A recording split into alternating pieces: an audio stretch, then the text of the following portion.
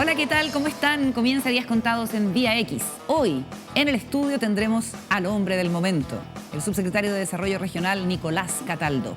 Además, comentaremos con la realizadora Carola Fuentes su última película, El efecto ladrillo. Pero hablemos de otra cosa para comenzar. Si eres mujer y tienes la mala suerte de nacer en Irán, cuando cumplas 7 años deberás ponerte de una vez y para siempre el velo islámico. Así lo impuso el régimen ultraconservador que llegó al poder en 1979. Desde el 16 de septiembre pasado, cientos de miles de mujeres en Irán y también en el resto del mundo han protestado por esta imposición que humilla y limita. Ese día, la joven Mahsa Amini, de 22 años, murió por los golpes de la policía de la moral, que la detuvo porque un mechón de cabello se asomaba de su velo. 3 semanas después, las niñas y adolescentes se rebelan, bailan, gritan e insultan a la autoridad islámica. Se cuentan más de 150 personas muertas por la represión y en foros internacionales el líder del país ha debido dar explicaciones que han resultado inútiles. En las últimas horas, 50 mujeres francesas han subido a sus redes videos en que se cortan un mechón de pelo en solidaridad. Carla Bruni, Juliette Binoche, Marion Cotillard, Jane Birkin, Charlotte Gainsbourg, entre ellas. Por siglos en Occidente se han tolerado como parte de determinadas culturas conductas o prácticas de menoscabo y opresión a las mujeres. Pero en un mundo globalizado y con la consolidación de una nueva ola feminista, estas mujeres dicen basta. El grito de batalla en las calles es mujer, vida, libertad. Nada más, nada menos. Comienza Días Contados. Contamos todo, contamos con todos.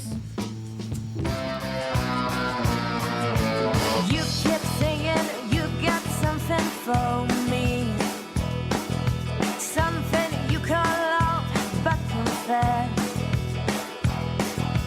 Boots are made for one, and that's just what they. Comenzamos entonces con el análisis en esta mesa en que cada noche compartimos con Juan Diego Montalva. ¿Cómo estás, Juan Diego? Bien, Carolina. Y mientras se recupera Paula Walker de un resfrío, saludamos a Alejandra Jorquera, que nos acompaña generosamente. Ale, qué gusto nuevamente. ¿Cómo estás? Bien. ¿Cómo estás, Juan Diego? Bien. Ay, qué bueno. Oye, mira, tenemos mucho tema. Viene ¿Qué? Nicolás Cataldo.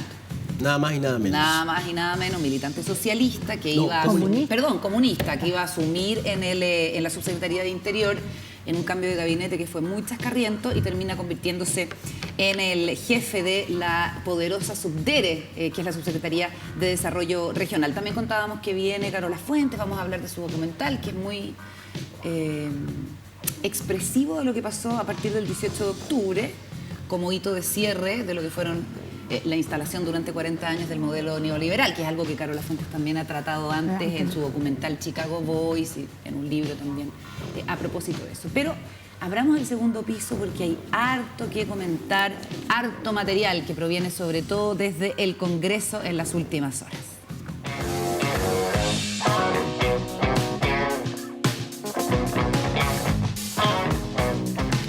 Bueno, resulta que hay un señor que es diputado, que se llama Gonzalo de la Carrera, que obtuvo la primera mayoría en el distrito 11 de las comunas de Las Condes, Vitacura, Lo Barnechea y Peñalolén, que fue el coordinador de la campaña del rechazo de entrada al plebiscito constitucional, muy cercano a José Antonio Kast, formador del Partido Republicano, que integró su bancada después de haber sido electo, pero que al poco andar le empezaron a hacer la desconocida por distintas razones, lo obligaron a renunciar al partido. José Antonio Kast tomó distancia de él porque el día de la elección salió de la carrera antes que el resto a decir que Kast había perdido. En fin, una serie de desaciertos y sobre todo graves episodios de discriminación y declaraciones violentas, homofóbicas, misóginas y todo lo que usted quiera ponerle. Y golpes. Y además agresiones físicas.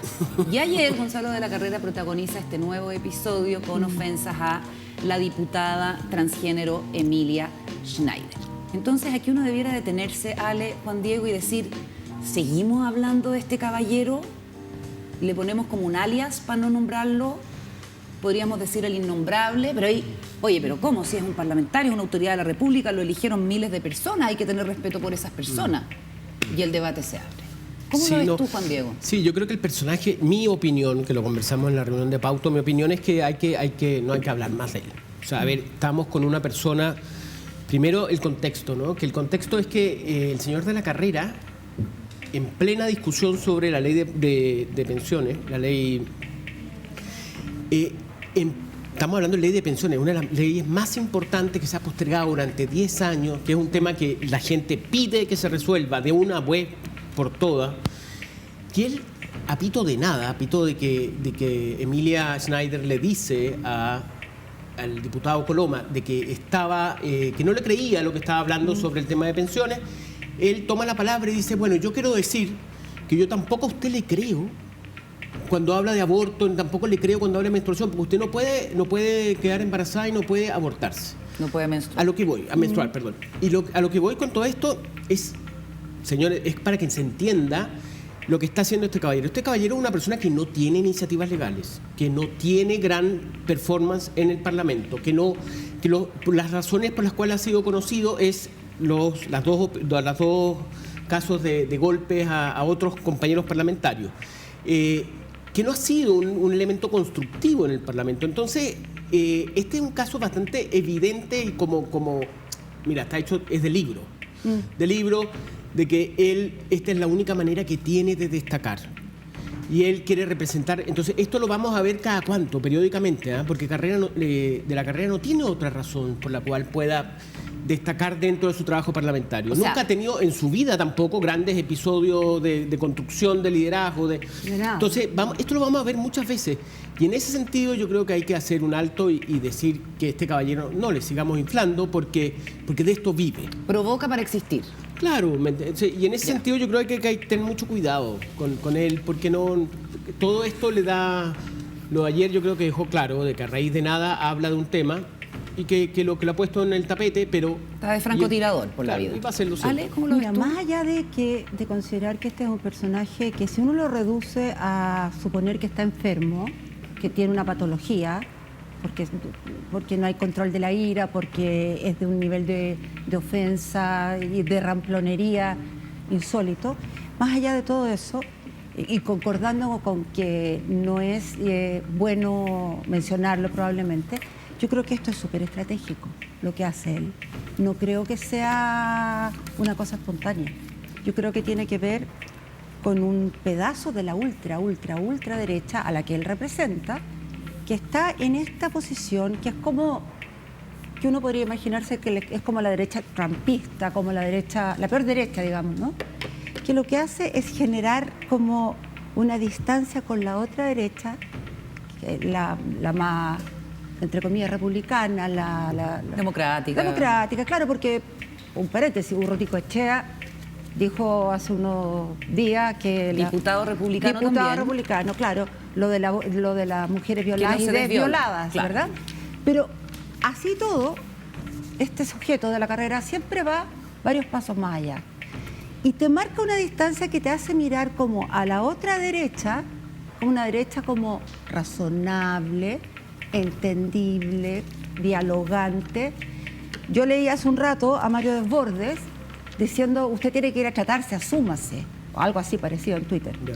Entonces, a mí nada de lo que hace Gonzalo La Carrera me parece arrebato. Un exceso, un arrebato. No, arrebato, exceso todo. Claro, Arrebato, ya. nada. No, No. Oye, y al interior del gobierno tampoco hay una postura muy clara, porque está lo que decía ayer la ministra de la Mujer, Antonia Orellana, que decía que en realidad no hay que darle tribuna porque cada cierto rato ya no estén acostumbrados a estos excesos y no tiene sentido. Pero por otra parte, hoy día la directora sociocultural de La Moneda, que es la pareja del presidente Boric, Irina Caramanos, decía que a ella le parecía que guardar silencio en esta idea de mejor no hablar de ciertas cosas era de alguna manera asumir la opresión que estos sujetos quieren instalar, en este caso específico, sobre las mujeres o las minorías. ¿Qué dijo el gobierno? Escuchemos a la ministra Ana Lía Uriarte. Existe una iniciativa parlamentaria para incluir en la Constitución una norma que establezca el cese del cargo de parlamentario o parlamentaria cuando éste hubiera incurrido en acciones de violencia. Y nosotros acompañaremos la tramitación de este proyecto de manera que además creemos que se debe, por supuesto, activar todas las medidas que reglamentariamente sean procedentes en este Congreso Nacional. 2 sanciones con una parte muy menor de castigo en su dieta parlamentaria recibió Gonzalo de la Carrera. Es de esperar que de verdad el compromiso que se produce en medio como del fragor del escándalo por sus declaraciones se concrete y se pueda despachar este proyecto de una buena vez. Vamos a la moneda, concentrémonos en lo que está pasando en Palacio, porque hay movimiento al interior de la coalición principal, que es Apruebo Dignidad, con ciertos movimientos que le dan y le quitan específicamente al Partido Comunista y ciertas facciones del Partido Comunista. Aprovechamos de recordar que vamos a estar con Nicolás Cataldo dentro de un rato, porque ayer la Secretaría de Comunicaciones termina de presentar una reestructuración que era, digamos, una cosa que se hacía necesaria después de los resultados del plebiscito.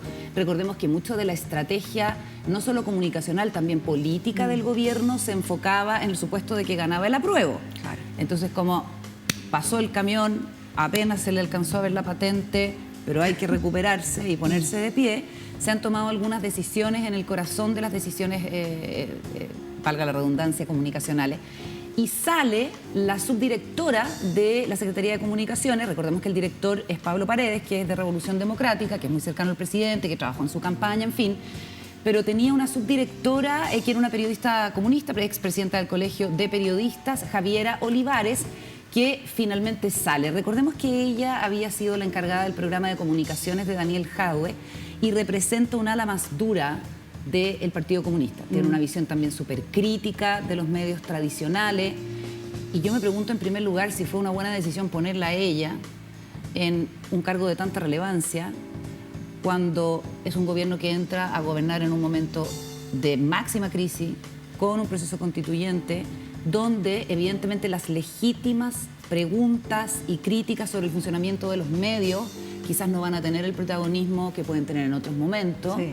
Y sin embargo se mantuvo en ese cargo por más de 6 meses generando ruido al interior de los equipos. Ahora, no desaparece de la moneda Javier Olivares, que como digo es muy influyente y trabajó, pero para el lado del jadwismo, sino que se va a trabajar con Camila Vallejo, pero en algo que no tiene relación con las comunicaciones, sino más bien con la ejecución del programa. Entonces, creíamos que había una fisura al interior del comunismo entre lo que representa Guillermo Tellier y lo que representa Daniel Jadwe, ¿cierto? Claro. Pero Guillermo Tellier tampoco podríamos ponerlo en el bando oficialista después de las revelaciones impropias que ha hecho de conversaciones con el presidente Boric, es decir, está como con una pata adentro y otra afuera, y ahí ¿quién brilla y quién surge en una tercera facción comunista? El camilismo. El camilismo. El camilismo. Camila Vallejo empieza a consolidar un liderazgo y hay varios profesionales comunistas que están en la moneda que, digamos, siguen ese credo, que son definidos además como los más amarillos de los comunistas, o sea, que quieren que el gobierno tire para adelante sin tantas piedras en el camino. Sí. El tema de la SECOM es bien delicado, o sea, bien delicado en términos... Yo creo que la SECOM murió hace, y lo digo como para marcar el punto, porque no sé si murió, pero la SECOM es una institución que está en desgaste o en crisis hace muchos años. Tuvimos, me acuerdo, en el gobierno de Elwin, aquí voy a entrar a la prehistoria política, pero en el gobierno de Elwin tuvimos a Tironi, después tuvo Patricia Pulitzer, después hay como ha habido Egaña, Juan Luis Egaña. Javier Luis Egaña. Lagos, yo creo que fue eso, ¿no? Claro, pero tuvo como, siempre ha sido, bueno, Pablo Halper, que fue en un momento muy influyente, pero como que ya nadie sabe mucho qué hace la SECOM, y lo que hace la SECOM al final de cuentas es tratar de coordinar, ¿no? Hacer la estrategia comunicacional. Coordinar a todos los ministerios, claro. Generar un centro de operaciones del periodismo de todos los ministerios para que no salgan todos los ministerios el mismo día a dar a conocer esto y repartir información. Entonces, el rol de gran maquinador de la política no, ya no es el lugar donde como fue Enrique Correa, por ejemplo. Claro, pero Enrique era ministro. Claro, sí, pero durante supraministro. Claro, sí, pero como que la Secretaría de Gobierno era una ejecución de planes políticos y de comunicación. Eso ya no es. La Secretaría de Comunicaciones, tú dices bien, depende de la Secretaría General de Gobierno. Sí, claro. Y el único que ha terminado desde que empezó hasta el final del gobierno en el último tiempo es Juan Carvajal, en el gobierno de Michelle Bachelet II, entonces es medio mítico. No terminó entero, se fue a la campaña de Frey.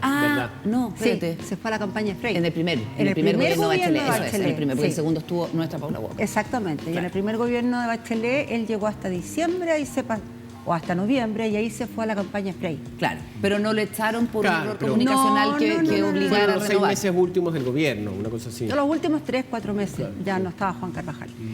No, lo de la SECOM es bien complejo porque más allá de que haya perdido protagonismo, que yo estoy de acuerdo con Juan Diego, finalmente tiene una función que cumplir, que es suministrar de información, bajar línea comunicacional. Y si uno mira lo que han sido estos 7, 8 meses, ¿cuánto llama el gobierno? 8, 9 Siete. meses. 7. Esta SECOM no ha variado en relación a lo que pudo haber sido la SECOM de Piñera, es decir, ausente, absolutamente ausente en la bajada de línea. Claro, porque hay un rol que es el de atajar goles, Es que ese aquí no se ve. No se ve y es porque, súper importante. claro, porque hasta ahora todos los problemas han llegado y han explotado en los pies de los ministros o incluso en el presidente. Claro. Yo creo que la salida de Javier Olivares, a quien no conozco más que en su rol de presidente del Colegio de Periodistas en algún minuto, no es una mala noticia. Creo que es bueno que se haya reestructurado la SECOM. No sé quiénes son los nombres. Sebastián Fierro, ¿Ya? que también es militante comunista, se mantiene el cupo en ese sentido, Ya. porque tú sabes que estos equilibrios son muy importantes, un hombre de mucha experiencia. Y la jefa de prensa, porque está el director, el quién es? subdirector, y la jefa de prensa es Ana María Araneda, Gran que trabajó, nombre, que gran trabajó ¿tú mucho la tiempo, conoces? claro, Sí, porque es del mundo Maya Gran- Fernández, socialista. Es no, yo tenía la duda si la habían nombrado finalmente o no, porque había escuchado que había posibilidad. Es una gran periodista que tiene sentido político, que es lo que está haciendo falta ahí.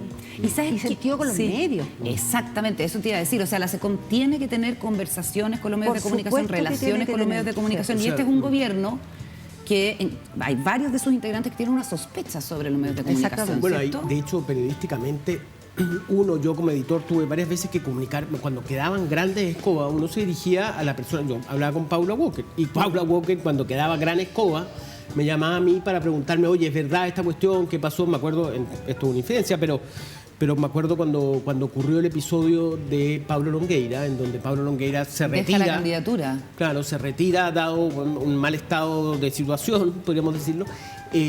Paula Walker me llama a mí. Entonces, es un espacio Claro. en donde... A ti en función de editor. De editor, claro. Entonces me Ya. llamaba claro, y yo le conté la historia más o menos de lo que sabía. O sea, no es pecado que se comuniquen los No, encargados de no, comunicación es de un lo- gobierno en con los ese medios. caso es lo O sea, más necesario, funcional. Exacto. Tiene que ser así. Tiene que ser así. Y en ese sentido, Javier Olivares, para ser honesto, no es una persona que tenga muchas amistades, al contrario, tiene más bien enemigos en el mundo periodístico. ¿Por qué? Porque ella siempre ha dicho que hay que tener una ley de medios, que hay que, de alguna manera, fiscalizar a los medios de comunicación, que tienen que haber medios del Estado. Y en ese sentido, yo nunca la he visto a ella desde el punto de vista del Colegio de Periodistas vinculado con los sindicatos de los principales De los medios de diarios Chile. comunicación. ¿Me entendés? No es una persona, ella era una persona que tenía un discurso político desde el Colegio de Periodistas, pero no es una persona vinculada a los medios tampoco. Y no solo un Entonces, en ese discurso sentido, crítico, sino también en cierto sentido odioso hacia la gente que se desempeña en los medios de comunicación. Sí. Entonces, ¿qué representatividad puede tener una persona que tiene una mirada de base contraria Perjudicial. O sea, al mundo real en que pero- se desempeñan los periodistas en Chile? No están vetadas las conversaciones, No, ya o lo sea- digo. Me parece que siempre hablar de cómo mejorar el sistema de medios es muy necesario y es muy importante, pero eso no puede ser a costa de una caricatura, de que el otro está vendido al gran capital, de que no hay prensa libre, de que no hay prensa independiente y como caricaturas de ese tipo. Estamos dominados. Claro. Sí, un último punto es que lo que es interesante es que se le criticó, yo a Pablo Paredes es un personaje que yo no lo conozco, no, pero me parece muy interesante dado su carrera como guionista, él hizo la campaña de Boris, el expertise en famoso árbol, publicidad, claro. Sí. el árbol famoso. Sí. Es un tipo que yo creo creativamente es muy interesante. Es muy inteligente en Sí. esa materia. Pero lamentablemente le sacaban mucho en cara obviamente el impuesto a la SECOM es algo muy discutido por todos. Claro. Es como, ¿me entendéis? Como todos saben cómo me lo harían mejor. Es difícil estar ahí, o sea, es distinto estar ahí. Y una de las cosas que le criticaban es que no tenía buenas relaciones con los medios. No tenía relación con Entonces los yo decía, medios, ¿de claro. qué le sirve? O sea, él sea, no es una persona que tenga... pero la persona Javier Olivares supuestamente debería haber sido el vínculo. Es que Y ese es el evidentemente no era un buen punto, vínculo. Porque ese es el punto. Si tú ya tienes una persona que yo creo que Pablo Paredes tiene muchos atributos, muchas cosas. La creatividad es uno de ellos. Pero no necesariamente la creatividad es sinónimo de entender el manejo político comunicacional cuando ya estás Claro. en el gobierno. Y para eso necesitas un buen equipo. Y para eso necesitas un buen equipo. Y el Bueno. equipo de la SECOM, en los titulares, digamos, hasta ahora habían sido bastante desastrosos. Bueno, de hecho el jefe de prensa era Sebastián Minay, gran reportero del diario La Tercera, Sí. que se va a trabajar al Y gobierno, era pero que segundo. hace un mes Sebastián Minay deja el trabajo, porque claro, una cosa es ser reportero y otra cosa es tener que relacionarte, o sea, no es una pega para cualquiera, como dice Juan No, Diego, pero y- la señal que yo entiendo es que Paredes acusa recibo, Sí. se da cuenta que este es un segundo tiempo, que tampoco tiene tanta agua más en la piscina como para seguir, digamos, con una cierta ambigüedad frente a una estrategia de medios que tiene que ser realista, que tiene que ser necesaria, que tiene que ser sobre el mundo real de los medios, con los editores y periodistas que existen hoy. Y ese mensaje lo recoge y se rodea de profesionales idóneos. Vamos a ver cómo seguimos arando. Y qué bueno porque descomprime un poco a Camila Vallejo. También. Sí, También, son sí. muy, súper, Sí, de mega, hecho- ultra cercanos ellos dos. Sí, Muy, pero muy, la muy, muy. descomprime. No, y de sí, hecho le se echaban la arma- culpa a la Camila de este nombramiento, cosa que era falso, ¿no? Absolutamente falso. Pero es que, claro, depende de la SECOM de... No, Claro. Sí. yo creo que Camila Vallejo estuvo detrás del nombramiento de Javier Olivares.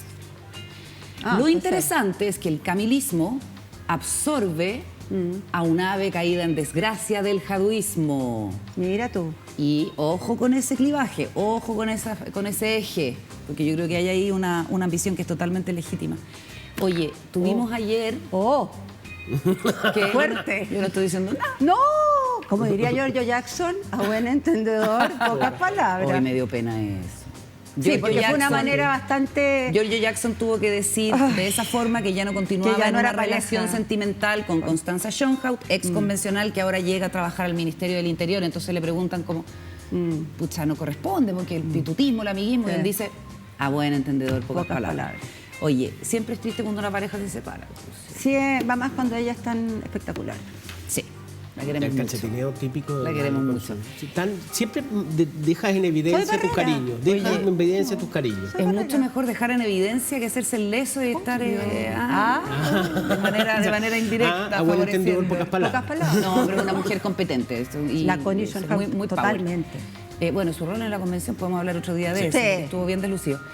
Avancemos, porque Wow. ella llega al Ministerio del Interior, que encabeza Carolina Toá, cuyo subsecretario del Interior, Manuel Monsalve, estuvo ayer conversando 47 minutos con nosotros. Esa es la maravilla de hacer programas de televisión por cable, que hay tiempo. Y esta, si es que esa la perdió, es una selección de los mejores momentos de la conversación. Partamos con un resumen de lo que hablamos respecto de la macrozona sur.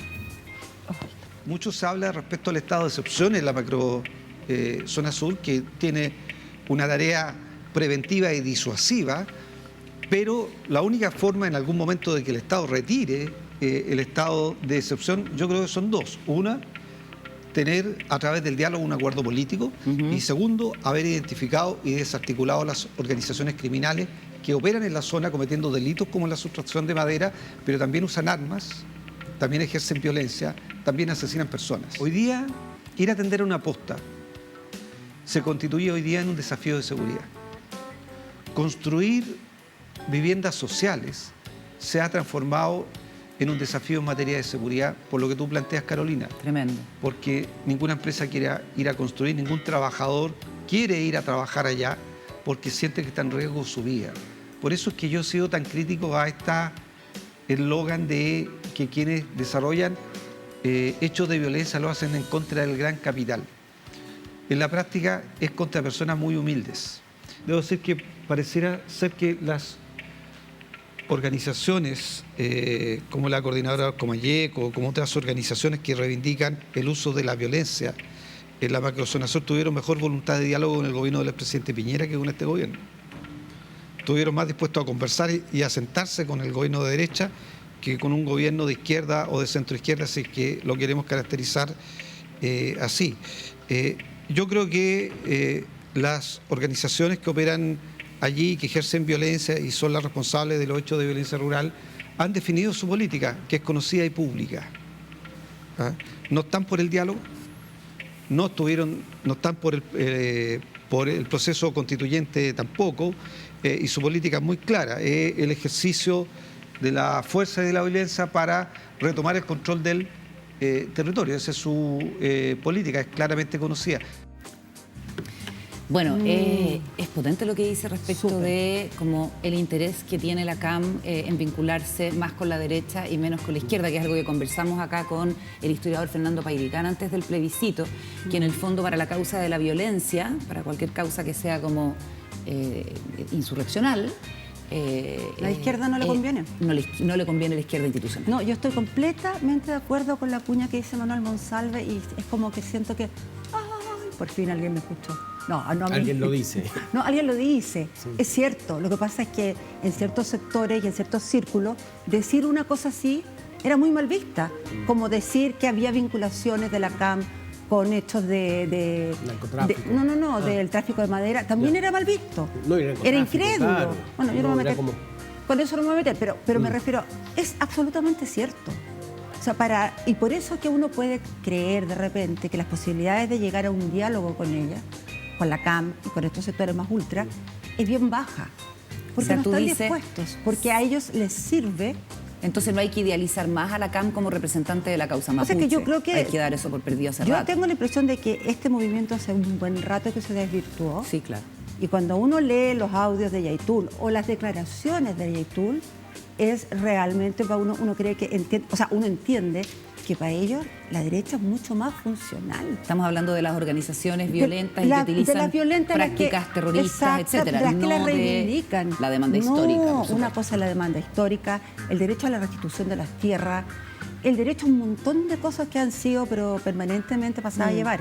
Pero otra cosa es la CAM y estos grupos. Yo creo que lo que dice Monsalve, primero, mira, la capacidad que tiene como para decirlo con tranquilidad y orden. Elaborar, Sí, reflexionar. elaborar, ¿me entendés? Como que eso es que yo creo que es Una clave virtud. en los ministros. Y es clave en los gobiernos lograr explicar lo que han descubierto, lo que piensan sin generar gran alboroto. Yo creo que es un exorcet directo a la CAM.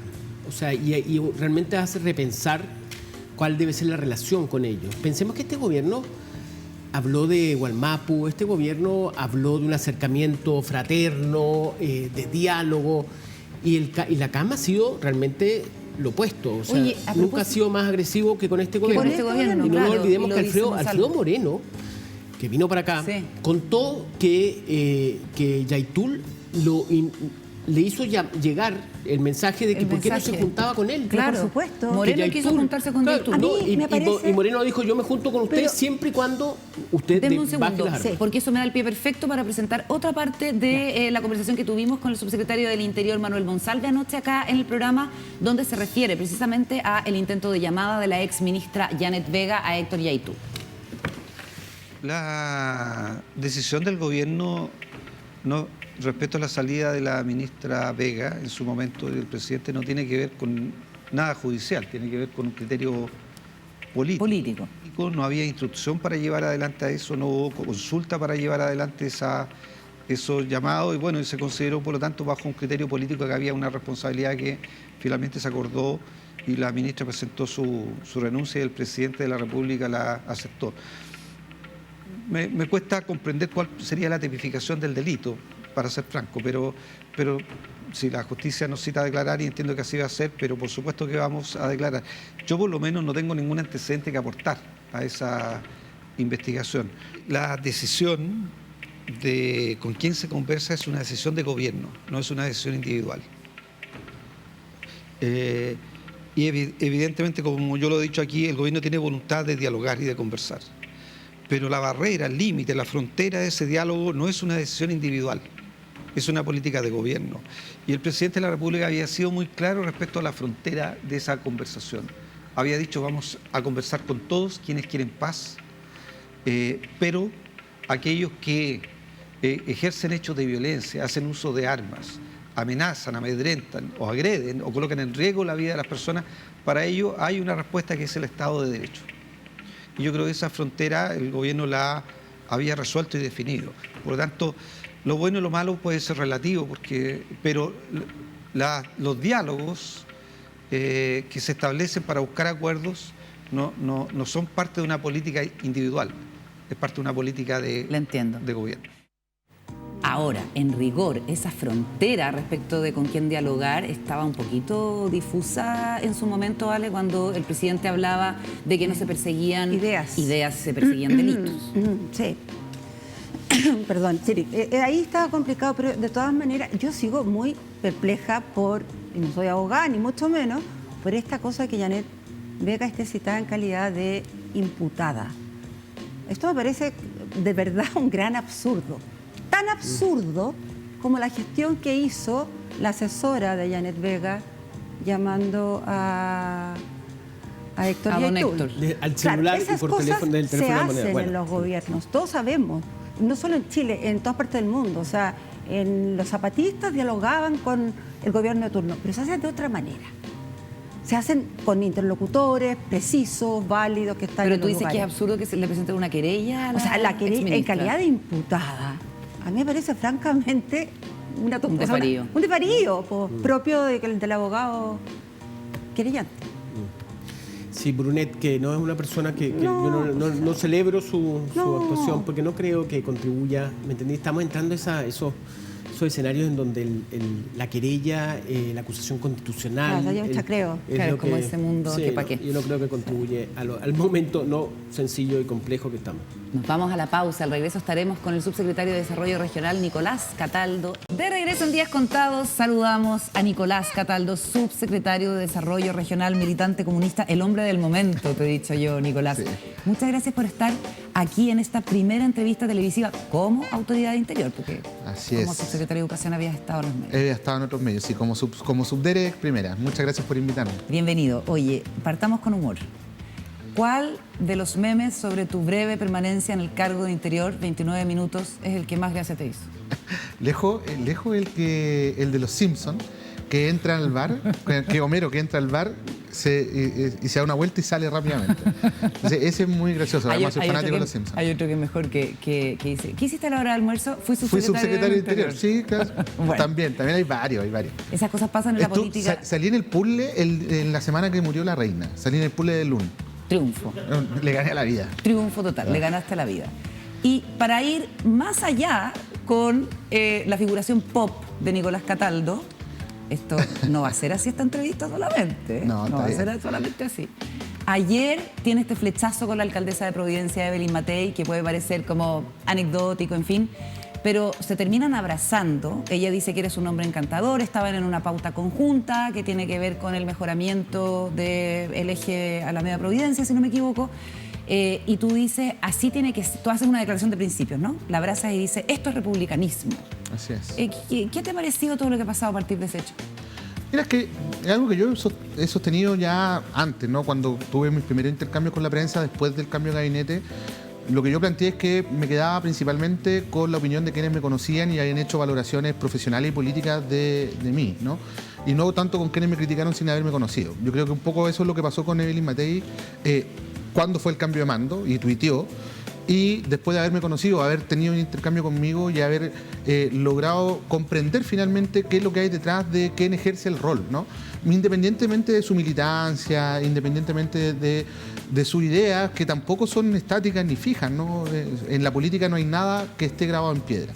Entonces, en esa dirección, yo creo que se dio una muy buena conversación. Nosotros no nos conocimos en el punto, nos conocimos el día anterior, tuvimos una reunión bilateral, como he tenido con muchos alcaldes y alcaldesas en estas semanas de Subdere, y efectivamente lo que se dio ahí fue una conversación muy grata, de compartir muchas experiencias de gestión municipal. Y esta es la cumbre, esta es la joya de la corona, porque mira por favor a la sonrisa. Mire, la alcaldesa de Santiago está pero con Es que carcajada. yo creo que estaba sorprendida también, ¿no? Y esto como que, sí, ayuda en un momento de mucha tensión política, Nicolás. Yo creo que es el principal ¿Cómo valor que tiene. describirías tú el ambiente político al interior de la moneda, considerando que incluso algunos desde el propio oficialismo en su momento consideraron no solamente inconveniente que tú ingresaras a la Subsecretaría del Interior por unos tweets que en realidad no tenían, digamos, mucha defensa política, si se quiere. Me interesa también que me digas cómo lo 11 ves. años han pasado, pero está bien. Pero que incluso prescribió, dices tú. Yo creo que sí. Pero que incluso van más allá y hablan de la inconveniencia de que en Interior haya un comunista. Sí, mira, yo creo que hay que ir superando los debates de la Guerra Fría. Estamos bastante alejados de aquello. Creo que además hay que ponerle contexto histórico a lo que significa el PC en Chile. Como un partido bastante atípico, o un partido comunista bastante atípico a lo que es el PC en general a nivel internacional. Desde su fundación siempre ha defendido la vía institucional para acceder al poder, digamos, la lucha democrática, desde Luis Emilio Recabarren en 1912, fundación del Partido Obrero Socialista, hasta ahora. El único periodo en el que eso se vio interrumpido fue en la lucha contra la dictadura. Y por un periodo breve además de tiempo, fueron solo 3 años en que eso ocurrió. Por lo tanto, yo creo que hay que hacer un reconocimiento a las trayectorias democráticas, no solo del PC, de todos los partidos que hoy día configuran nuestro espectro político. ¿Por qué es importante eso?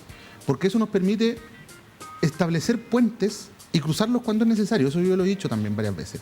Y lo que vimos con la alcaldesa Matei fue un puente en el que vimos la oportunidad de cruzarlo y lo cruzamos. Y nos abrazamos al medio, si uno quiere decirlo, ¿no? Y eso es bueno para la política, eso es bueno para el país, eso es lo que quiere ver la ciudadanía.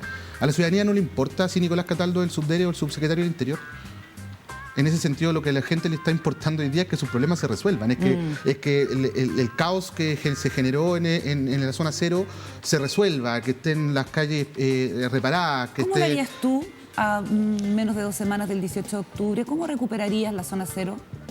Mira, primero yo creo que es importante la recuperación del espacio público en tanto sea la ciudadanía la que se lo tome, ¿no? Hay una línea de trabajo que estamos desarrollando en Subdere pensando en el 2023, habría cuenta el presupuesto que va a tener una fuerte inversión, un 6,2 sobre el IPC, la proyección que tiene el presupuesto 2023 para la Subdere en inversiones municipales, que es bastante importante, muy significativo. Ya vamos a entrar a eso porque hay un problema con la subejecución y todo, pero ¿qué harías específicamente si dependiera de ti? Es que eso depende en parte, no solo de mí, pero tengo parte que ver en aquello. Y yo creo que lo que tenemos que fortalecer es que la ciudadanía se tome los espacios. Esto lo viví experiencialmente en Cerro Navia, por ejemplo, cuando trabajaba en ese lugar, en la municipalidad. Una de las líneas de trabajo principales que hicimos fue la recuperación de espacios públicos, la erradicación de microbasurales, la iluminación de espacios donde la ciudadanía se retira y llegan las incivilidades, llega el consumo problemático de droga y alcohol, llegan los asaltantes, llegan las violaciones. Entonces, cuando nosotros logramos generar espacios públicos y articularlo con la ciudadanía para que tome ese lugar y lo comience a usar, que es un poco lo que conversamos con la alcaldesa Matei el día anterior a este hito, yo creo que vamos por el buen camino. Eso ayuda. Oye, complementa otras acciones de seguridad pública. A propósito de tender puentes y de actos republicanos, ¿por qué no fue convocado el gobernador de Santiago, Claudio Rego, a la actividad de ayer?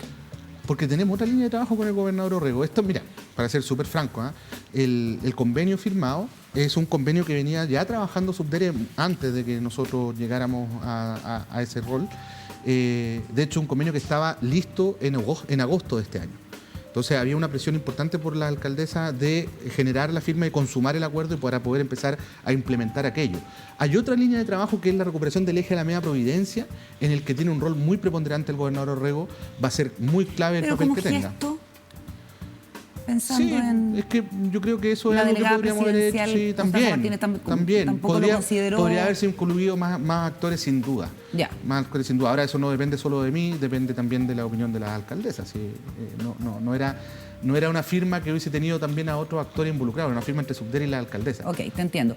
Vamos a pasar a la mesa a seguir conversando Vamos. con Alejandra Jorquera y Juan Diego Montalva, pero antes de eso, quisiera preguntarte por esta conversación que revela el presidente del Partido Comunista, volviendo al momento en que se produce el cambio de gabinete y tú asumes, en que fue una cuestión que no gustó para nada, ¿no? El hecho de que él revelara el contenido de esa conversación con el presidente Boric, en que dice, el presidente Boric me dijo que esto había que compensarlo y que en compensación, Nicolás Cataldo, que no pudo estar en el Interior, se va a la Subdere. Mira, primero yo no estuve en ninguna conversación entre ambos como para poder reafirmar o desmentir sus declaraciones. Entiendo que el presidente del partido dio una explicación, pidió disculpas, ¿no? Porque si fuese real, no corresponde que lo diga. Ahora, no tengo ninguna certeza de que esa es la conversación. A mí, quien habló conmigo fue el presidente, tanto para asumir como subsecretario de Educación en enero, como para asumir como subsecretario del Interior después y luego para ser subdere. Pero te fijas que refuerza la idea de que hay una componenda entre los partidos políticos y de que en el fondo los equilibrios y qué sé yo, las repartijas, nada ha cambiado en el fondo. Mira, yo creo que eso no es así. Tenemos un fuerte, yo diría que hay muchos independientes, no solamente a nivel de ministerio y subsecretaría, también a nivel de seremía, en las que ese componente del independiente, aquel que llega por un rol más bien técnico o porque ha contribuido en un área determinada, eso es algo que sí está inserto dentro del esquema de configuración política de nuestra estructura de gobierno en todos los niveles. Ahora, es legítimo también que los partidos quieran tener una representación, un nivel de influencia, un rol que jugar en un gobierno del cual son parte, y eso es parte de cualquier discusión política con con el anterior y con los que vendrán más adelante. Oye, vamos a revisar el momento que se produce ayer, este momento republicano, entre Evelyn Matei y Nicolás Cataldo, y seguimos en la conversación en la mesa. Al subsecretario Cataldo, a quien yo en su minuto critiqué. Quiero ser súper clara, lo critiqué y tuiteé de que cómo podían poner a un señor que había escrito las cosas que había escrito en la Subsecretaría del Interior. Lo he ido conociendo, es una persona encantadora, preocupado de que las cosas se hagan bien, hemos tenido muy buenas conversaciones y yo creo que ese es el clima que tiene que prevalecer en nuestro país. El del diálogo, aunque hayamos tenido diferencias en el pasado, el poder construir en forma conjunta y el tener una ciudad más grata, más amable. Así que, subsecretario, muchas gracias, también muchas gracias a nuestra... Mire, ve. Esto es importante, esto es muy importante, ¿no? Así se construye, se avanza, esto es republicanismo. Así se construye. Qué gran momento. Nicolás Cataldo, tú no eres un novato en la política, conoces suficiente como para saber que, más allá de la genuina buena onda de Evelyn Matei en este gesto, es raro que Evelyn Matei dé una puntada sin hilo, o quizás, no sé, quizás algo está proyectando. ¿Cómo lees tú políticamente lo que pasó ayer? Mira, lo que pasa es que yo creo que uno tiene que calcular un poquito menos las cosas, ¿no? No sé qué es lo que hay detrás del gesto. O sea, sí sé, lo conversamos, de hecho, porque estábamos en una pauta donde estábamos hablando de la recuperación de un espacio público, algo muy significativo en la zona cero, ahí en Plaza Italia, Baquedano, en el sector Bustamante. ¿No dignidad? Dignidad, como quieran llamarle. Yo creo que cada uno es libre de decirle como quiera. La libertad es libre, como decía una ex jefa. Y te ríes, ¿no? Entonces, efectivamente, estábamos hablando de algo muy bueno, muy positivo, y toda la conversación con la prensa se terminó volcando hacia la alcaldesa en relación a los problemas de seguridad en la escuela. Entonces, después de la última pregunta que estaba respondiendo la alcaldesa Hasler, yo me acerco a Evelyn Matei y le digo que lata que la pauta se terminó convirtiendo en esto. Y en ese momento ella me queda mirando y me dice, tenés razón. Y dice, yo quiero decir algo. Y se adelanta y hace esta reflexión. Okay. Entonces, tuvo ese contexto. Ahora, si lo calculó o no, creo que no me corresponde juzgarlo. Yo creo que es importante porque para el país es importante. Ok. Nicolás, volviendo atrás al episodio del día aquel de los 29 minutos como subsecretario de Interior, es curioso, porque la gente suele creer que la subsecretaría de Interior es como lo más poderoso. Y los que saben como lo que es la subdere, de verdad, entienden que el verdadero poder está en la subdere. O sea, la subdere tanto así debería ser un ministerio. Es probable. Hay harta autonomía en O sea, subdere. y maneja los 165 municipios de todo el país. Así es. O sea, es clave para y los la gobiernos elección. regionales. Y los gobiernos regionales. O sea, es clave para un año electoral el 2023, ¿no? Que tenemos elecciones... Es que, sí, sin duda, yo creo que toda la gestión de gobierno es clave para el Estoy 2024. de acuerdo, sí. Para el 2024, sí. Sí, para el 2024. Yo creo que toda la gestión del gobierno, hacerlo bien en todas las líneas, es muy importante. Ahora, sin duda la subdere maneja una cantidad de recursos que es muy significativa, que para el próximo año van a ser sobre 400.000 millones de pesos, 400.000 millones que disminuyen respecto al presupuesto total, porque el presupuesto de los gobiernos regionales se autonomizó. Exactamente. ¿Ah? Esto es Pero no en su algo totalidad. nuevo. Es casi No en su totalidad. O sea, no, 75-25. Sí. Sin embargo, claro, antes teníamos más de 600.000 millones, pero todo lo que era gobiernos regionales se fue. Convergencia, el presupuesto de los mismos gobiernos regionales se fue y se independizó del gobierno interior. Entonces, es verdad que a través de líneas como el PMU, como PMB, PRVIPE y toda la ¿Qué oferta son esas programática, cosas? mira, el programa de mejoramiento urbano, el programa de mejoramiento de Claro, barrios, ok. que son inversiones que se hacen en los territorios. Además, el presupuesto de la Nación este año, que te mencionaba cuando conversamos antes, Carola, viene con un aumento importante en materia de inversiones, ¿no? Un 6,2%. Esto nos va a llevar un crecimiento aproximado de un 77% de lo que era originalmente el PMU y el PMB para este próximo año. Sin embargo, acá lo relevante es cuál es la transversalidad con la que uno articula también esto, ¿no? porque esto no va focalizado a municipios de algún partido determinado, al contrario. Si uno mira cómo hemos hecho la distribución de recursos durante este periodo, prácticamente hoy día los municipios no tienen cartera, porque hemos financiado lo que está disponible y elegible sin frontera política, regional. 30% de ejecución presupuestaria.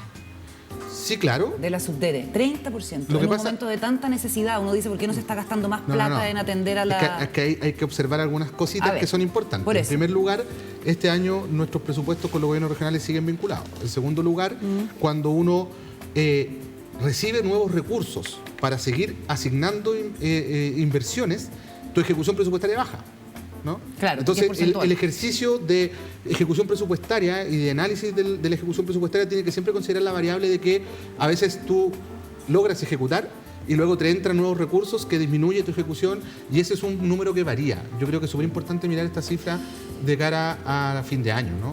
Y sobre todo después del 30 de octubre, que ya es cuando se acaban estas reasignaciones y uno ya comienza a cerrar el ejercicio presupuestario del año respectivo.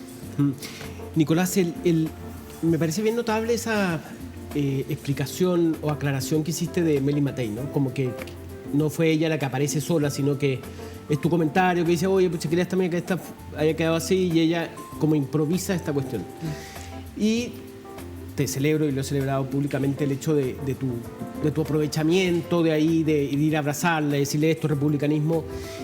¿Te preocupa el ambiente político en Chile hoy día? ¿Es preocupante?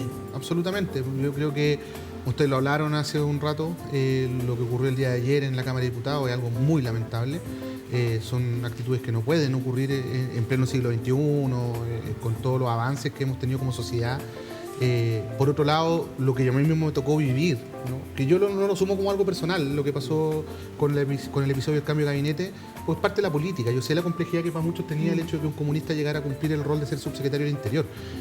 Quizás el país todavía no estaba preparado para algo de esas características, aunque yo creo que no somos bichos raros, lo hemos demostrado, ¿no? Sin embargo, el tono con el que se dio esa discusión fue muy compleja. Eso de algunos parlamentarios diciendo en persona no grata, no le vamos a dejar entrar al Congreso. ¿De qué estamos hablando?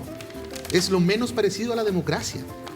Uno podrá hacer el juicio respecto a si los tweets que yo hice o no eran acertados en su contexto hace 11 años, era dirigente, estudiantil, qué sé yo, lo que sea. Podrán estar de acuerdo o no con las explicaciones. Podré pedir disculpas o no a Carabineros. Eso es irrelevante cuando uno trae a valor presente una conversación y el tono en que se da esa conversación. Eso de vetar al otro, eso de la lógica de la cancelación, eso de decir no le vamos a permitir ingresar al Parlamento. No sé si eso es un derecho que puedan tener, digamos. Y eso me parece que es muy complicado. Lo han hecho, lo han tratado de hacer en otros gobiernos con Sí, algunas sin duda. personas. Yo te quería hacer una pregunta, Sí, dale. Nicolás. Ay, se me cayó el sono, pero da lo No mismo. importa. Hola. Un detalle. Si tú tuvieras que hacerle una crítica a tu alianza de gobierno, que es Aprueba Dignidad, ¿qué dirías? ¿Cuál es lo más severo que crees tú que ha fallado en este tiempo? Mira, yo creo que ha faltado, no de manera transversal, pero sí en algunas líneas, un poco de experiencia en la gestión del Estado, ¿no? Y eso es algo natural. Yo creo que todos sabíamos que eso era algo que iba a ocurrir considerando la configuración de alianza que teníamos, ¿no? Con la incorporación además en un segundo momento del socialismo democrático, que por cierto viene con una espalda mucho más robusta en términos de experiencia en la gestión pública. Entonces yo diría que eso, pero esa experiencia se adquiere. El socialismo democrático, o si uno lo quiere poner en otros términos, la exconcertación, no nació sabiendo cómo administrar el Estado cuando le toca asumir esta responsabilidad a principios de los 90. Y van formando cuadros y se va haciendo el camino al andar y la experiencia. Y creo que eso es súper legítimo. Yo no miro con malos ojos aquello, a todo lo contrario. Yo fui parte de la nueva mayoría como asesor, mi partido fue parte de la nueva mayoría. Construimos un camino en conjunto también durante un periodo que quizás fue breve, con la presidenta Bachelet y con los partidos que estaban en ese minuto en esa alianza. Entonces, yo no tengo ningún tipo de aprensión en ese sentido. Nicolás, hablemos de descentralización efectiva. ¿Vas a continuar el proceso de transferencia de competencias a las gobernaciones regionales? Debo. Debes un mandato, hacerlo. así es. El punto es el ritmo. El punto es los criterios que se utilizan para repartir los dineros a los distintos municipios, por ejemplo, que al comenzar este gobierno hubo ahí como un compromiso de que se iba eso a profesionalizar, porque es muy fácil desde la Subdere y es lo clásico que siempre la se ha asignación comentado. discrecional. Exactamente, asignación discrecional y que políticamente te beneficie. Porque incluso alguien podría decir, el programa Chile Apoya. ¿64.000 millones? ¿164.000? Sí. 164.000 millones de pesos repartidos a la región en el contexto de... En distintas líneas. En ¿no? distintas Sí. líneas, justo antes del... meses antes del plebiscito. Es Uno que- podría es que hacerle una estábamos- lectura política, Es que ¿no? estábamos fregados, ¿no? Porque cualquier cosa que hubiésemos hecho era meses antes del plebiscito, Sí. porque llevamos meses de gobierno. Correcto. Digo para ponerlo en contexto y no generar una discusión de algo que no es. Pero me refiero Porque lo otro es a inhibirse. Lo otro es inhibirse. Es el mismo debate sobre el sueldo mínimo.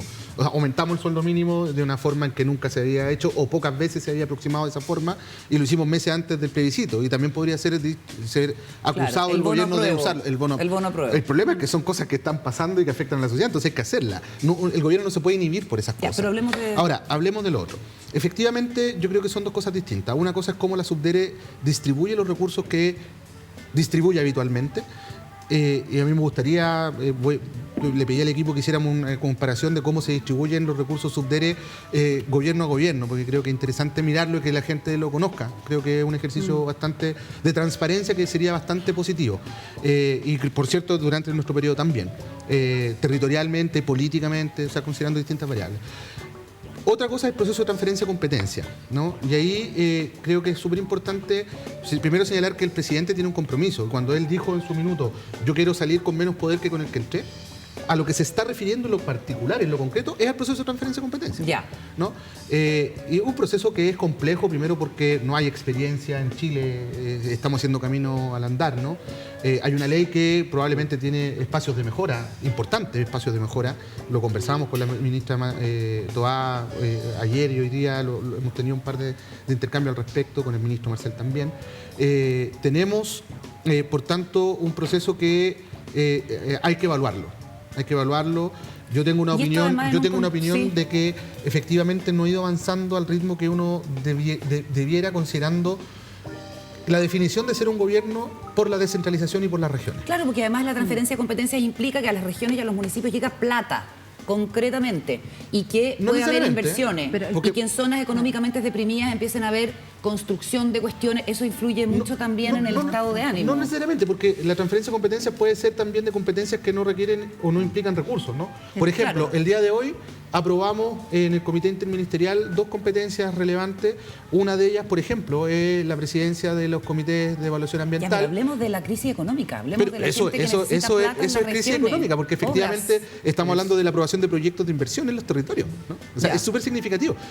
Las cosas no siempre aparentan ser lo que realmente son. Claro, o las urgencias. Entonces, desde el punto de vista de la inversión directa, la Subdere tiene mucho más incidencia a través de estos otros programas que mencionaba recién, que son inversiones en infraestructura, ¿no? Que implica contratar personal para ejecutar la obra, que implica reactivar la economía porque eso significa que las empresas van a empezar a mover materiales, insumos. Una cosa súper importante es que no solamente estamos aumentando un 6,2% las inversiones municipales, sino que además estamos modificando una glosa, y quizás tú que trabajaste en Subdere lo vas a entender. A ver. El PMU ¿Sí?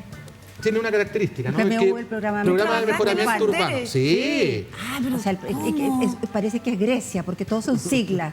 PMU, Sí. PMP. Todo el Estado funciona con Sí, siglas. pero Es horrible. la Subdere. Vengo de educación, que es No, donde hay no, tremendo. uno tiene que tener un glosario Sí, en algún momento se- para Ya, hacer una muchos inversión. años de eso. Bueno, pero lo importante es que PMU, que es el Programa de Mejoramiento Urbano, tiene una característica, y es que con 74.999.999 pesos, un proyecto puede no ir a RS, es decir, rentabilidad social con el Ministerio de Desarrollo Social.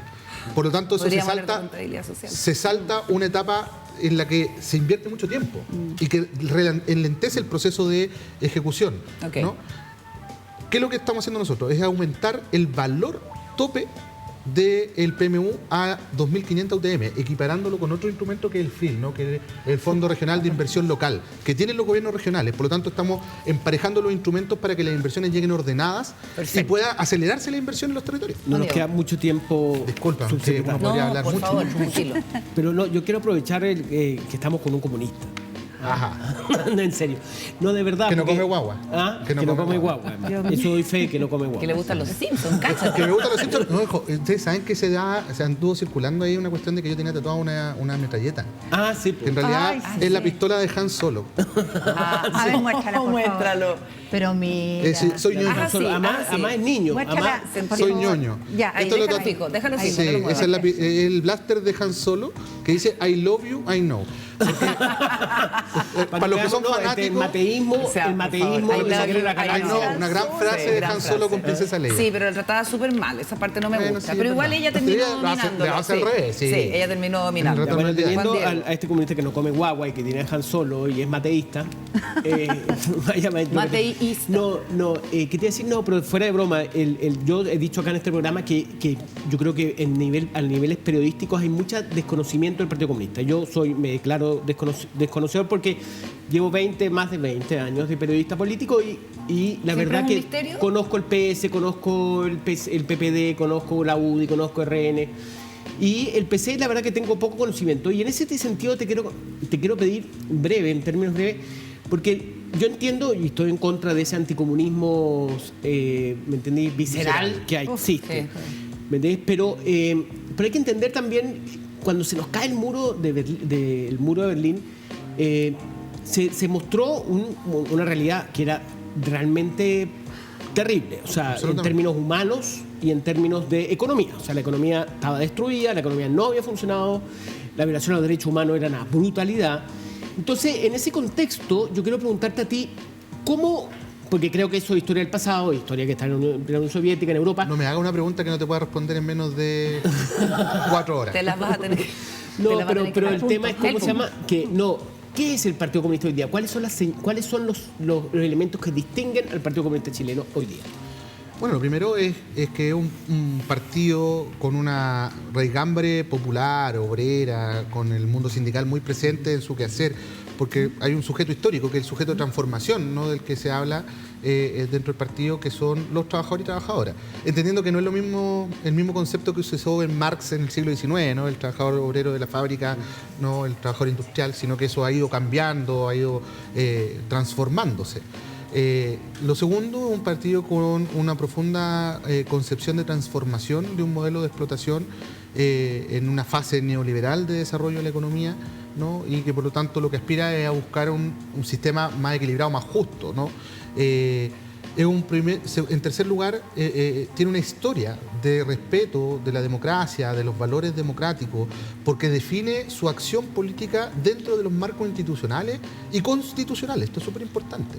Y no es algo de ahora, eso es algo de la historia del PC. Oye. De hecho, el PC, fíjate, y un dato freak, yo soy profe de historia además, entonces... el PC estuvo fuera de la línea política de la internacional comunista, ¿no?, durante muchas décadas. Recién después de la muerte de Stalin se valida la tesis de la lucha democrática, de la revolución democrática. Ya, pucha, no vamos a tener las 4 horas Por que eso le dije- necesitamos, pero hablamos de la fisura al interior del Partido Comunista, lo venimos hablando hace harto rato. Está claro Fisura. que Daniel Jau está con un mundo, Guillermo Tellier entre medio, porque oficialista no se ha mostrado, y surge el camilismo. ¿Eres un comunista camilista? No, soy comunista, no tengo una complemento al ser simplemente Una un pequeña comunista. reflexión de lo que está pasando Ahora, al sí interior del tengo vínculos muy importantes con Camila, con quien hemos trabajado juntos. Yo fui su jefe de gabinete, por lo tanto no podría no tener esa cercanía con ella, ¿no? En su primer año, además, como parlamentaria antes de trabajar en el Ministerio de Educación. También con Daniel Jadwe, yo fui encargado territorial de la campaña presidencial en primaria, ¿no? Que también después lo fui de Gabriel Boric, de hecho, del presidente. Por lo tanto... ¿Y la postura política de Jadwe qué te parece hoy? Mira, ¿Antigobierno? Es que no sé si antigobierno, yo creo que tiene una opinión crítica y él tendrá que dar las explicaciones de su posición.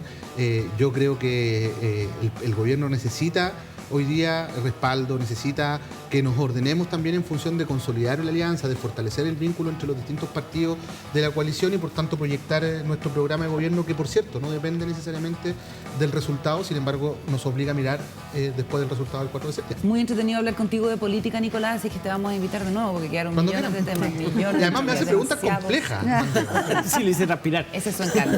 No, pero no complejas por lo difícil de responder, por porque hay que el elaborar. desarrollo. Hay que- Eso Muy Además soy apropiado. comunista y profesor de historia, entonces hablamos mucho. No, y todo esto es súper apropiado para la televisión en los tiempos televisivos. Sí, Vamos a sí, una no. pausa y ya volvemos. Mandaba a hacer. Gracias, Nicolás. La última parte del programa saludando a la periodista Carola Fuentes. ¿Cómo estás, Carola? Bienvenida. Bien, gracias, Carola, igualmente. Ustedes quizás la vieron leer noticias a la Carola en los inicios de CNN, hacer reportaje en el programa Contacto de Canal 13, donde, entre otras joyas, persiguió a Sacarach, y persiguió a Paul Schaeffer. A Paul Schaeffer. Ella sin olvidar. encontró a Paul Pero Schaeffer. ojo con- Encontró a Paul Inolvidable. Schaeffer. De hecho, Claro. una infidencia, salimos hace más de 30 años de la universidad con Juan Diego, Ay, que fueron nos compañeros. tocaron algunos años de compañeros. Ella es mucho más joven que yo, eso sí. Pero Carola son 30 años de carrera ya. 30 años de carrera, y yo te diría que los últimos, tú nos corregirás, 10 o más como realizadora audiovisual principalmente, justo. ¿cierto? Sí, sí, Con La sí. Ventana Cine, Sí. Rafa Valdeavellano. Sí. Y se están cumpliendo 10 años de esa plataforma fantástica que es Miradoc, que permite ver documentales de manera gratuita, que han tenido financiamiento además público en nuestro país. Y es allí donde se estrena El Efecto Ladrillo el 13 de octubre próximo. Veamos un adelanto.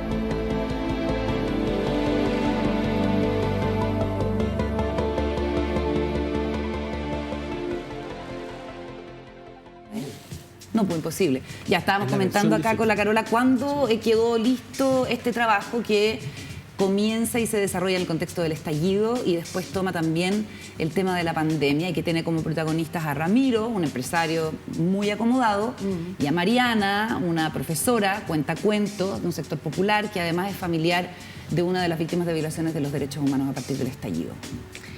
Sí, pues bueno, la película se empezó a registrar el 19 de octubre del 2019 y se terminó de editar ayer, ¿no? Anteayer.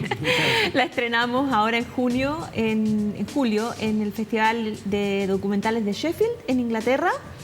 Luego en Chile la estrenamos en el Festival de Sanfic en agosto y ahora vamos a las salas de cine la próxima semana. Vamos a estar en el circuito de Miradoc en todo Chile, en más de 12 ciudades. En Santiago vamos a estar en 4 cines de multisala, los Cinépolis, Cinemax y Hoyts. Así es que esperamos que sea una película hecha para el cine y que tiene la ambición de que la vea mucha gente, ojalá en esa pantalla y después también en otra. Uno no puede hacer spoiler, obviamente, pero como tú lo decías, Carola, aquí se trata de 2 figuras, ¿verdad? Un empresario y una mujer más bien del mundo popular. Para quienes tuvimos el privilegio de ver El Ladrillo, dime una cosa, ¿tú sientes que el desenlace, a ver, no sé cómo explicar la pregunta para que no me cuente el final para el resto, ¿hay mundos que se encuentran o estos mundos no se encuentran? Desde tu perspectiva, más allá del resultado final del documental o de la película. Mira, nosotros, como decía la Carola, en La Ventana, que es la productora que fundó a mi marido, Rafael Valdeavellano, con quien dirigimos esta película y la anterior, que es Chicago Boys, llevamos más de 10 años, en verdad, llevamos 16 años trabajando y registrando desde Arica a Punta Arenas, literal, con el equipo, que tenemos un equipo maravilloso, decenas, yo diría que 100 historias ya por lo menos, de chilenas y chilenos que están haciendo cosas para que este país sea un mejor país. Hemos hecho una serie que se llama 10 chilenos que están cambiando el mundo, ahora estoy haciendo una que se llama 10 chilenas que están cambiando el mundo, chilenos cambiando Chile, etcétera. Entonces, creo que tenemos la fortuna de poder conocer muy bien lo que está pasando en el país. Y de las cosas que hemos conocido y que nos inspiró para hacer la película es que ha habido muchos mundos poco mediatizados en los que están pasando muchas transformaciones y de los que se conoce muy poco. Quizás se conoce un poco más del mundo social, porque sobre todo a propósito de la pandemia, conocimos todas las experiencias de las ollas comunes, etcétera, y porque además es en la precariedad donde sale la solidaridad, ¿cierto? Cuando hay un terremoto, todos somos solidarios. Pero se conoce muy poco de lo que ha estado haciendo el mundo de la élite. Y en el mundo de la élite también hay transformaciones y también hay personas que han estado viendo que quizás los resultados de este modelo económico que ha llevado a Chile a estar como en los titulares del éxito en América Latina, hay cosas que no han dado tan buen resultado. Y esas personas están haciendo esos cambios clave. Y ahí es donde yo Sí. creo que estos personajes se encuentran. Ahí se encuentran. Uno pensaría que la película podría llamarse Estallido. Claro. Y sin embargo se llama El Ladrillo, que es el texto doctrinario de los Chicago Boys que se impone en Chile a partir de la dictadura. De hecho, el protagonista es cercano a ese mundo, ¿no es cierto? Explícale a la gente qué tiene que ver los Chicago Boys, El Ladrillo, el modelo económico, con las dos historias de estas personas que habitan en momentos de estallido, de pandemia y cuentan su historia.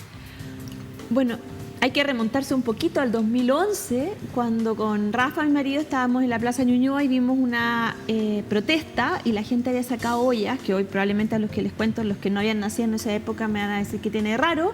Bueno, era raro el 2011 ver ollas en la calle, porque por muchos años no habíamos visto, desde el 82 que yo no había visto ollas. Y mi marido, que es guatemalteco, me decía, ¿por qué están protestando si Chile es el país más exitoso de América Latina? ¿Contra qué reclaman? Ahí fue cuando se nos ocurrió hacer el documental de los Chicago Boys y fuimos a entrevistar a los Chicago Boys, los padres del modelo económico, y básicamente a preguntarles la historia de cómo habían llegado a convertirse en lo que se convirtieron y a convertir a Chile en el país que somos. Y esas imágenes son del documental Chicago. Esas imágenes son de Chicago Boys. Chicago Boys la estrenamos el año 2015, un año que se habían reducido un poco las protestas, pero que todavía estaba esta sensación de éxito del modelo. Y me acuerdo que mucha gente nos dijo, oye, pero esta película es extemporánea, se acabaron las protestas, eres súper egoísta con no mencionar, o en el fondo se quedaron cortos con no mencionar los éxitos del modelo, las cifras económicas, etcétera. Pero había algo, de hecho, en la Chicago Boys termina con una protesta y una señora con una banderita que decía, me acuerdo, no más AFP, que era como muy raro en esa época hablar de eso. Entonces, cuando el 2019 es el estallido, con el Rafa nos miramos y como, esto se veía un poco venir. Y salimos a grabar y empezamos a registrar, entendiendo que lo que estaba pasando se había anticipado en la primera película. Pero no queríamos hacer una película del estallido porque era como obvio el estallido, no tenía ninguna novedad registrar el estallido. Lo que queríamos hacer era hacer un doble clic en eso y encontrar las historias de las personas que estaban haciendo transformaciones en Chile más allá de la protesta visible en la calle. Y así fue como conocimos a Ramiro, efectivamente un empresario que nos dimos cuenta había estado vinculado a la redacción del Ladrillo, así que era muy importante, pero que tenía una mirada y un juicio crítico muy interesante. Ramiro Urenda. Ramiro Urenda, una persona que se codea, que trabajó, que trabaja con los empresarios más importantes en Chile, pero que tiene una mirada muy visionaria. Total. Y muy distinta y muy disruptiva también. Y empezamos a registrarlo y en esa misma época conocimos a la Mariana, que es una líder social, no era una líder social, era una mujer muy, muy quitada de bulla cuando la conocimos. Y a medida que vamos registrando, la película se va empoderando y termina convertida en una líder social. Una gran mujer. Sí. Nada, bueno, yo soy un gran hincha de los Chicago, no en su... Sí, para que sepa. Alejandro, sí, mira, se enoja. No. ¿Tú entiendes que sea hincha de lo que haya gente que sea hincha de los Chicago, no? No, Sí, el cuento no, sí. historiográficamente, me parece, yo creo, en esto hay que hacer un detalle no menor, que hay un librito de Juan Gabriel Valdés, un libro de Juan Gabriel Valdés, que fue su tesis de doctorado, en donde él empieza con la historia de los Chicago Boys. Y la historia de los Chicago Boys empieza en los 60, en donde los 70, 50, 50 imagínate, en donde hay una beca de la Universidad de Chicago para la Universidad Católica. Sí. Y de ahí empiezan a llevarse. Entonces lo que hace Juan Gabriel Valdés es explicar cómo esto terminó con una trascendencia tan importante en la economía chilena. Y ¿cuándo fue? Porque el Ladrillo se escribe para la candidatura de Alessandri, exacto, para la candidatura de Alessandri, y es un libro que se permanece en donde participan muchos de CE, Massad, Villarzú, está en ese momento también era de CE Bardón. Álvaro Bardón. Todo eso se cuenta además en el libro de los Chicago Boys que editaron. Y es un texto que además hoy día cuando uno lo ve, yo lo vi en el original y es como escrito a máquina, Sí. es una cuestión muy básica. Con así error de como- ortografía. con Perdón. error de ortografía. Me di cuenta. Y ¿cómo se llama? Y a mí me impresionó mucho en el primer documental que hicieron ustedes, que ella entrevista a Sergio de Castro, que podríamos decir que es el gran ministro que tuvo Pinochet en términos de revolución y cambio económico. Y yo estoy de acuerdo contigo, o sea, me parece interesante los puntos que te hicieron después del primer documental en donde te dicen, bueno, pero tú no mostraste los logros. ¿Qué opina la gente de los Chicago Boys, ex Chicago Boys, que fueron, primero estuvieron en el gobierno de ¿cómo se llama?, de Pinochet, en la dictadura, y después transforman algunos con muy poco éxito y otros con mucho éxito en empresarios. ¿Qué opinan ellos de lo que se cuenta de ellos? ¿En el primer documental? No, en los dos, o sea, pero más bien, ¿cuál es la recepción que tienes de los Chicago Boys? Bueno, el primer documental, todos la fueron a ver, o casi todos, y muchos me comentaron, yo sé que después se reunieron ellos y la vieron en la Católica, así como que le pusieron stop, iban tomando nota. ¿Se enojó alguno, perdón? ¿Se enojaron algunos? No conmigo, porque ya. además ellos siempre supieron lo que estábamos haciendo. De hecho, acabo de invitar a Rolf Luders a la van premier del Efecto Ladrillo y muy amablemente me contestó que no tenía tiempo, que no podía ir, pero no sé si se enojaron, si se molestaron. Igual uno no hace los documentales para que le gusten a los protagonistas. Yo igual soy periodista, no soy... mis documentales no son artísticos. Entonces es como que tratamos de apegarnos en un marco, con un punto de vista, pero en un marco donde ellos más o menos saben cuál es el marco que se mueven. Y yo creo que siguen pensando que el primer documental era mezquino, esa era la palabra, mezquino en hablar de los éxitos del modelo. Obviamente el 19 de octubre, cuando estaba quedando la escoba, y el 20 y el 21 y el 25, daban ganas de decirle, todavía piensa que la cuestión resultó súper bien, porque yo creo que eso es innegable. Más allá de las miles de explicaciones que pueden haber gatillado el estallido, que no creo que todas estén relacionadas con las cosas económicas, sino que también con otras dimensiones que tienen que ver con el respeto, con la percepción de dignidad, etcétera. El que haya ocurrido un estallido y la destrucción enorme que esto generó es inevitablemente un resultado del modelo también. Y en ese sentido, Carola, han pasado cosas desde el estallido, desde el tiempo que tú retratas. Llegó un gobierno de izquierda, de una nueva izquierda, hubo un proceso constitucional en que se rechazó masivamente el texto propuesto y que justamente lo que buscaba era derogar este modelo, dejarlo atrás. ¿Cómo definirías el momento que estamos viviendo ahora? Como la transición entre la segunda parte y la tercera parte de esta saga de documentales que esperamos poder grabar el tercer capítulo, el tercer episodio en algún futuro con un final feliz. ¿Qué tratar? Exacto. En desarrollo. ¿Qué es lo que te quieres contar ahora? No, todavía no tenemos idea, pero mira, hay un dato. Cuando hicimos Chicago Boys, uno de mis hijos, mi hijo mayor, estaba estudiando ingeniería comercial en la Católica. Mira, de hecho, se fue de la universidad en ese minuto y nos dijo, yo no puedo seguir estudiando acá porque me están enseñando justamente lo contrario a lo que estamos hablando en la casa, que es básicamente el objetivo de las empresas es generar utilidades para sus socios. Claro. No dice a toda costa, pero que se entiende sin mediar los costos. Y se fue a estudiar a la Chile. Y egresó de la Chile y todo. Y un cabro que está pensando en las empresas B, en el impacto de los negocios, en el impacto positivo en la sociedad y todo. Y yo me acuerdo que en esa época discutíamos, le decía, oye, está en tus hombros y está en los hombros de tu generación encontrar un nuevo paradigma. Porque claramente los socialismos, los comunismos, a propósito de Cataldo, etcétera, etcétera, no dan el ancho tampoco para los desafíos, creo yo, que tenemos hoy. Mi opinión personal es que el modelo económico, el capitalismo basado en consumismo y en extracción de recursos naturales, como estamos viviendo hoy, tampoco sirve, porque se están generando crisis y no se pueden tapar con el dedo las crisis que se están generando en Chile y en el mundo. Me encantaría que la tercera parte de esta saga fuera que en Chile, el país que llegó a ser el más neoliberal del mundo, pero que hoy tiene más empresas B per cápita del mundo, naciera este nuevo modelo de desarrollo que no es ni uno ni otro, sino que es diferente. Estoy buscando ahí cuál es el protagonista de la tercera parte. Carola Fuente, muchísimas gracias. El Efecto Ladrillo a partir del 13 de octubre en el circuito de salas Miradoc, esto es en cines, en distintos de multisalas también, es el circuito de salas que emiten programación documental como esta película. Muchísimas gracias, Carola, por venir. Felicitaciones. Gracias a ustedes y vayan a verla. Ahí está en miradoc.cl, está toda la cartelera. Excelente. Y nosotros nos vamos, se nos acabó el programa. Intenso, harta conversación. Gracias a la querida. Por favor. Hasta la próxima. Hasta la próxima. Nunca me ha dicho querido. Pero... Muchas gracias. Hoy siempre te digo. Nunca me habían dicho querido. Querido. Ya, necesitamos el saldo. Que estén bien. Chao.